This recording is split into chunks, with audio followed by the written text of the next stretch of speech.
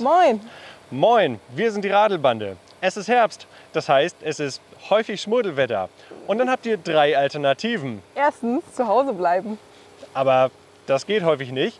Die zweite Alternative ist, öffentliche Verkehrsmittel nutzen. Oder drittens, mit dem Rad fahren. Und genau deswegen machen wir dieses Video, damit ihr auch bei diesem Wetter weiterhin trocken bleibt. Wir sind zwar die Radelbande, aber trotzdem hatten wir die vergangenen 4 Jahre eigentlich keine richtige Regenausstattung, ne? Wir hatten schon irgendwie Regenausstattung, aber die hat sich für unseren Alltag als nicht so unbedingt passend herausgestellt. Ja, wir haben einfach nicht dazu gegriffen, ne? Im letzten Jahr habe ich aber Geld ausgegeben. Ich habe mir tatsächlich eine Regenjacke geholt für leichte Herbstwetter. Regenjacke. Eine leichte Regenjacke. Aber es hat sich dann herausgestellt, dass die nicht so richtig gut geeignet war fürs Fahrradfahren. Die ist super fürs zu Fuß gehen. Ja. Aber wir Radfahrenden haben einfach noch ein paar andere Bedürfnisse. Ja, und welche das sind, das stellen wir euch jetzt vor. Genau. Und wir werden in diesem Video unterstützt von VD. VD ist ein deutscher Hersteller, der sich auf Outdoor-Bekleidung und Ausrüstung spezialisiert hat. Und das Schöne ist, sie machen das Ganze möglichst umweltfreundlich und nachhaltig. Das passt also ganz gut zu den Werten der Radelbande. VD ist bereits das 2. Jahr in Folge mit dem Deutschen Nachhaltigkeitspreis ausgezeichnet worden. Unter anderem bemühen sie sich nämlich intensiv darum, den ökologischen Fußabdruck möglichst klein zu halten oder immer weiter zu minimieren. Und genau das ist ja auch unser Bestreben. Und deswegen tragen wir möglichst langlebige Klamotten und fahren im Alltag Fahrrad. VD unterstützt zwar dieses Video, aber die Tipps, die wir euch geben, die gelten im Grunde für jegliche Regenbekleidung. Und wir haben in den letzten Jahren einiges gelernt. Und das zeigen wir jetzt, wie ihr bei Nässe trotzdem trocken ankommt. Und wir beginnen hier mit Leas Kopf. Beim Kopf. Okay, wir starten doch nicht mit deinem Kopf, sondern mit meinem. Und zwar habe ich jetzt meine alte Regenjacke an und wenn ich da versuche, die Kapuze über den Helm zu ziehen, dann geht das nicht. Ich könnte sie natürlich auch unter den Helm ziehen. Ist das bequem? Nee. Und tatsächlich kann man dann auch seinen Kopf nicht so richtig gut bewegen. Und es ist auch allgemein sehr unangenehm. Aber da gibt es eine bessere Lösung. Kauft am besten eine Jacke ohne Kapuze oder eine Jacke mit Kapuze, die über den Helm geht. Nämlich so. Denn dann ist euer Nacken geschützt. Weil wenn es regnet und ihr habt eine Kapuze, die ihr nicht über den Helm bekommt und auch nicht unter den Helm, dann füllt sich die Kapuze mit Wasser, während ihr fahrt. Und das ist äußerst unangenehm, wenn ihr dann den Helm abnehmt und zu Fuß weitergehen wollt und dann erstmal schön das ganze Regenwasser doch wieder über euren Kopf kommt. Deswegen eine Kapuze, die über den Helm geht und dann habt ihr auch die komplette Bewegungsfreiheit eures Kopfes. Und es ist auch ganz bequem, oder? Definitiv. Vielleicht habt ihr ja aber auch einen Helm, der komplett regendicht ist. Oder ihr zieht euch so einen schönen Überzieher drüber. Genau. Geht auch. Und diese Dinger haben meistens auch Reflexstreifen. Das sieht jetzt auf dem Helm reichlich merkwürdig aus, aber es funktioniert gut. Und jetzt kommt für euren Kopf noch ein echter Geheimtipp von Lea. Nämlich ein Visier am Helm. Das ist einfach für BrillenträgerInnen richtig gut geeignet. Ich verwende den auch so im Alltag. Aber wie ihr sehen werdet, regnet das hier oben rein, wenn ich mein Visier runterklappe. Deswegen kann ich das echt nur in Kombination bei richtig heftigen Regenfällen mit einer Kapuze drüber empfehlen. Und das war jetzt das, was ihr in Bezug auf euren Kopf wissen müsst. Und wir machen weiter mit der Jacke. Gerade im Herbst oder in der Übergangszeit ist Layering besonders wichtig. Zu Zwiebel. Deutsch der Zwiebellook. Der Zwiebellook. 2 der äußeren Schichten seht ihr hier gerade, 2 Möglichkeiten. Und zwar einmal die klassische Regenjacke und einmal diesen wunderbar unauffälligen Regenponcho. Und was am meisten stört, sind zu kurze Ärmel beim Radfahren. Ne? Es regnet und deine Hände werden richtig, richtig kalt und alles ist nass. Und deswegen Ärmel lang genug. genau, lang genug, richtig klasse, habe ich ja alles schon ausprobiert. Da bleibt alles trocken. Genau, ist enorm wichtig, war bei meiner anderen Regenjacke auch nicht so. Da ist das Wasser irgendwann hier hochgekrochen, äußerst unangenehm. Diese Regenjacke hier hat aber noch ein besonderes Feature. Und zwar diese Handschuhe hier, die lassen sich in die Jacke klippen und dann hat man komplett geschützte warme Hände, selbst bei stärkeren Regengüssen. Das ist wirklich sehr angenehm und funktioniert auch besser, als ich das gedacht hätte. Ja, und je nach Kälteempfinden halten die auch relativ warm, das tatsächlich, ne? Ja, definitiv. Man merkt dann, wie der Regen hier drauf prasselt, aber es wird nicht unangenehm und es wird nicht kalt. Aber der Regen, Das ist echt der gut. kann dir nichts anhaben. Ja, Regen, Weiche, sagt diese Jacke. Ja, wir möchten natürlich nicht frieren, aber wir wollen auch nicht schwitzen, uns also in unseren Regensachen selber konservieren. Deswegen müssen wir auf atmungsaktive Materialien achten. Nicht nur bei der Outer Layer, wie diesem Poncho oder der Regenjacke, sondern wichtig ist auch, dass man darunter dann eben Kleidung trägt, die klimaregulierend ist und die Schweiß abtransportieren kann. Klimaregulierende Materialien sind an erster Stelle natürlich Naturmaterialien, wie zum Beispiel Wolle, zum Beispiel Merino-Wolle. Aber auch richtig tolles Material ist Polyester, was das angeht. Und da müssen wir natürlich darauf achten, dass es recyceltes Polyester ist. Ja, und dein Poncho ist zwar knallrot, aber trotzdem grün. Denn VD arbeitet nach dem Green Shape Prinzip. Das ist deren Designrichtlinie und das fängt damit an, dass sie Schnitte entwerfen, die möglichst klassisch sind und sich lange tragen lassen. Und geht dann weiter über eine faire Produktion, über vernünftige Transportwege, über Materialien, die entweder recycelt sind oder sich leicht recyceln lassen.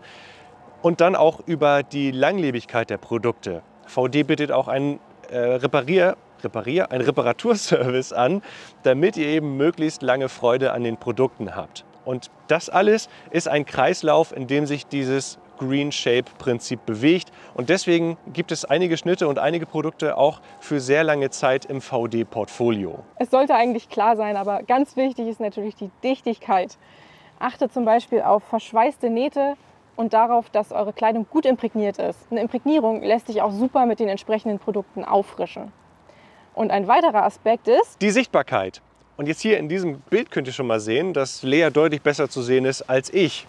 Es gibt zwei Möglichkeiten, wie ihr Sichtbarkeit herstellen könnt. Entweder mit einer besonders grellen Farbe oder aber mit vielen reflektierenden Elementen, wie bei dieser Jacke hier. Denn die leuchtet zurück, wenn man sie im Dunkeln anleuchtet. Also, was soll es sein? Jacke oder Poncho? Beides funktioniert sehr gut. Allerdings ist es natürlich auch abhängig davon, wofür ihr es verwenden wollt. Zum Beispiel bin ich immer spontan unterwegs, ich mache viele Spontanfahrten. Ich überlege mir nicht vorher, ziehe ich mir eine Jacke an, eine Regenhose, alles auf einmal, sondern ich finde es halt super, einfach schnell einen Poncho überziehen zu können und dann gegen den Regen gewappnet zu sein. So ein Poncho eignet sich auch hervorragend dafür, wenn ihr noch mehrere Schichten drunter tragt, auch mit einer ziemlich dicken Jacke, während so eine Regenjacke dann als Kleidungsstück für sich dann funktioniert und vielleicht teilweise ein bisschen enger ist. Also Genau. Achtet auch darauf, dass ihr genug Platz habt in euren Regenjacken und die nicht zu eng sitzen. Also hier habe ich auf jeden Fall genug Platz, drunter auch. Und das Schöne am Poncho ist natürlich, dass da auch gleichzeitig schon die Beine geschützt sind. Und darum geht es jetzt. Das Unterkleid. Also ihr könnt das hier schon hervorragend sehen. So ein Poncho hält natürlich zuverlässig die Oberschenkel trocken. Deswegen ist das sehr gut für einen Long John geeignet, weil man dadurch die Box noch ein bisschen Schutz hier unten hat. Aber die Unterschenkel, die liegen natürlich frei. Und die frieren dann halt auch.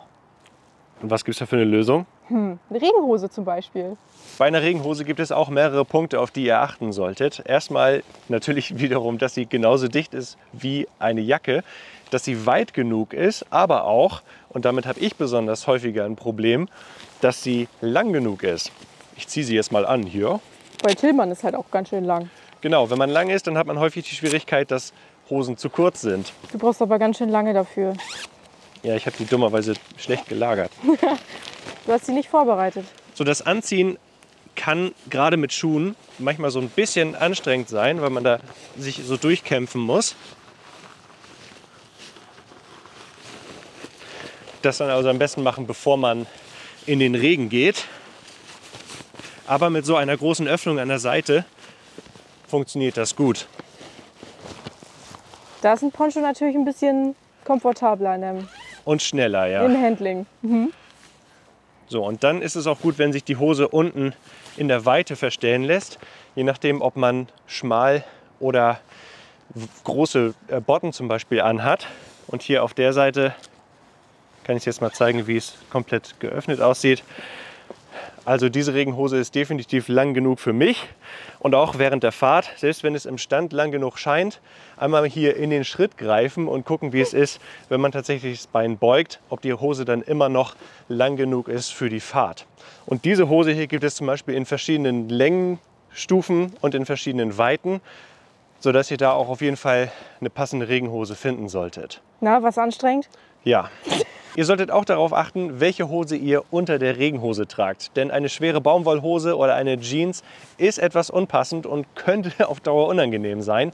Eine Hose aus atmungsaktivem Material oder eine leichte Hose ist aber am besten geeignet dann für das Tragen einer Regenhose.